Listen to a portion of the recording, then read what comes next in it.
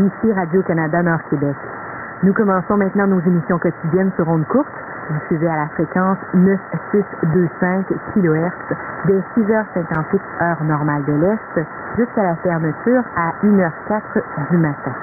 Ces émissions vous parviennent de nos studios de Montréal, au Québec, et notre émetteur est situé à Sackville, au Nouveau-Brunswick. Adressez toute correspondance à Radio-Canada Nord-Québec, case postale 6000, Montréal-Québec, H3C 3A8. Pour tout commentaire, téléphonez-nous au 1-877-597-4369. Je vous souhaite une excellente journée à l'antenne de Radio-Canada Nord-Québec.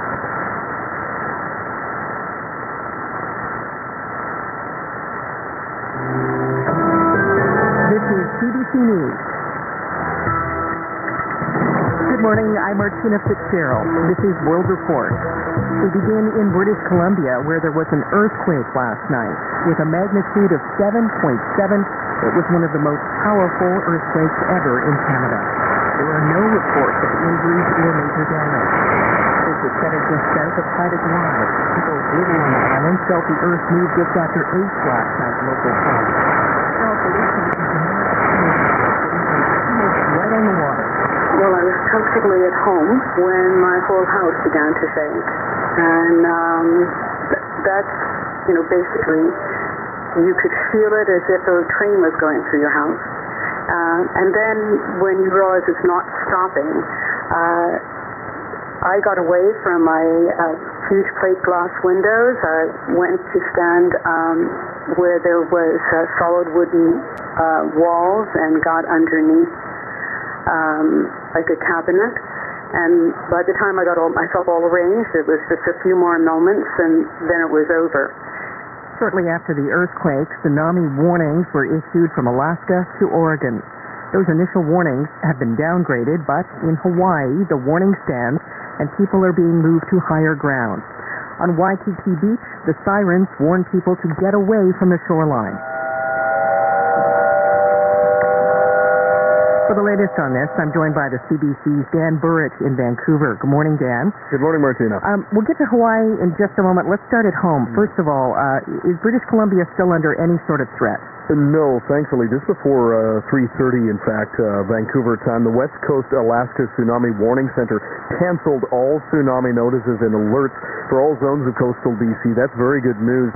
After those alerts went up shortly after 8 o'clock Vancouver time last night when the quake struck, there was a large swath from about Alaska down to the northern tip of Vancouver Island that was covered by a tsunami warning, and then a part of the island, mostly the west coast of Vancouver Island, all the way down, curling around to the capital, Victoria, which was under an advisory, which is a slight downgrade from a warning.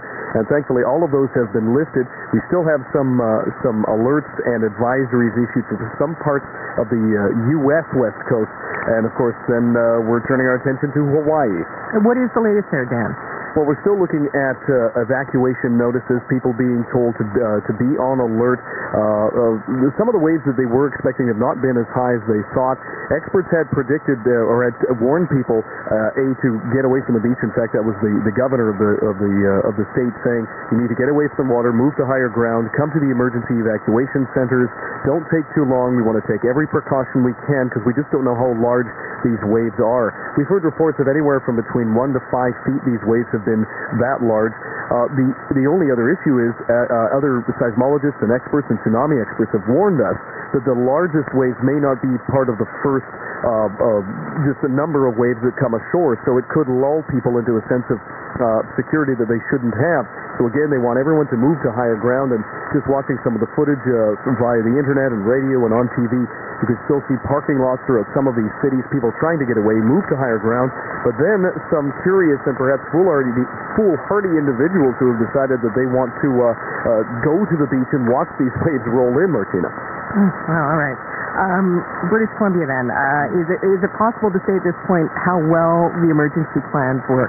Well, many of the updates we were getting throughout the evening and morning from Emergency Information BC was via Twitter. We also got those from the Pacific Tsunami and West Coast Alaska Tsunami Warning Center. So a lot of it was coming online.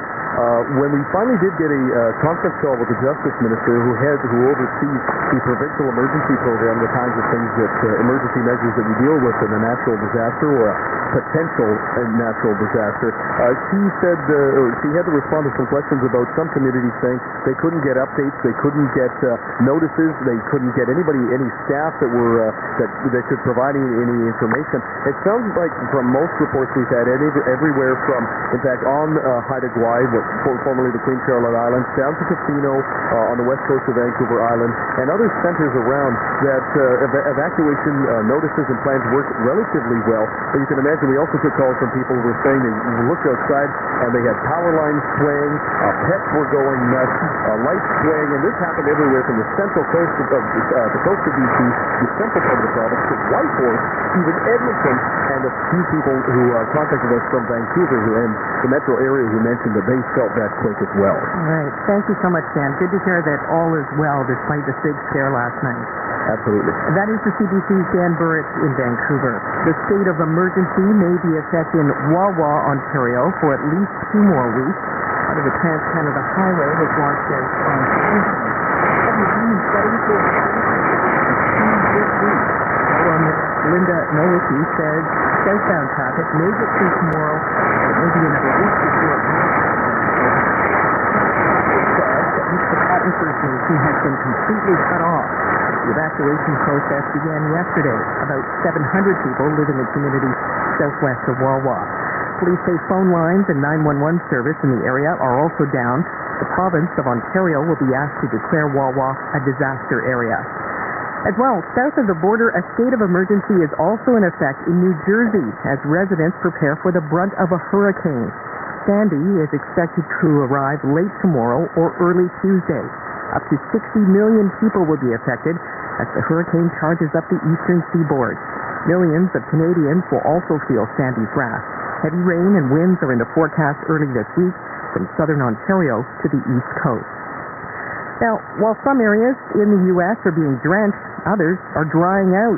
The mighty Mississippi isn't having a great year. In fact, the river isn't very mighty at all. Water levels haven't been this low in a quarter century.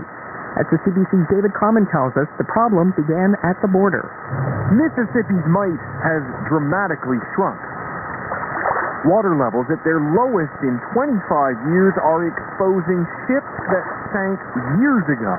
Jeff Richardson, the harbor master in Vicksburg, Mississippi, has just overseen a dredging project. With the water so low, the only option was to make the river bottom deeper. And they had to shut it down a couple times this summer because of barges getting stuck in the narrow channels and stuff because it's so low. The Mississippi barges normally move 500 million tons of cargo a year, which in some sections now run at half capacity. But why is there not enough water when all around us green grass is evidence of ample rainfall? They're having historic drought up north, and that's where all our water comes from. Indeed, far from the state of Mississippi, there was low snowfall last winter around the river's headwaters. Up near the border with Canada, there was little melt over the spring and summer. Minnehaha Falls, a Minneapolis landmark, is one of those feeder systems to the Mississippi. It was nearly running dry this year. Even small motorboats nearly get stuck in the normally mighty Mississippi. Though at least sandy beaches have been uncovered, it's a port people hope will be gone by next year. David Common, CBC News, Vicksburg, Mississippi. On to baseball now. The San Francisco Giants are making light work of Detroit. To win the World Series, the Tigers will have to do what no team has done before. Steve Futterman brings us that story from Detroit. The baseball season could end tonight. The San Francisco Giants need just one win to capture the World Series. Last night, for the second straight series game, the Giant pitchers did not give up a single run, beating Detroit 2-0. 2 straight shutouts against one of the most powerful lineups in baseball. Got the win at age 35. It was his World Series debut. You know, it's my first World Series. I've been waiting for it since I was 5 years old, and I wasn't going to go down without a fight, that's for sure. The Giant players are confident but are being careful not to declare the series over quite yet. San Francisco catcher Buster Posey. It's a good spot, but we all know how the game of baseball is. The Detroit players, meanwhile, are trying to find any glimmer of hope. The Tigers catcher Gerald Laird. We won 4 in a row before, about a week and a half ago, so it's going to take 4 in a row again. No team has won the World Series after losing the first 3 games. Tonight, the Tigers will try to extend the season. The Giants will try to end it. Steve Futterman, CBC News at the World Series in Detroit. Now, this happened on top story. The tsunami warning in British Columbia has been lifted. Last night at 8:04 local time, there was a large earthquake measuring 7.7 on the Richter scale. It was located just south of Hawaii, the epicenter that is.